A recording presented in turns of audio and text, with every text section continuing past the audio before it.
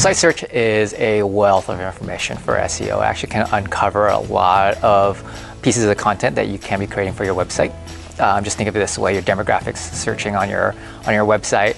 This is key information that you want easily found or to help answer questions. So some areas where you can start to uncover some of that information in your site search is, one, really understanding like there's any pieces of content or topics that are missing from your website that your customers are looking for. So looking at your top queries in your site search and figuring out what's missing. The other one is helping answer questions either about your brand or products that people are frequently asking.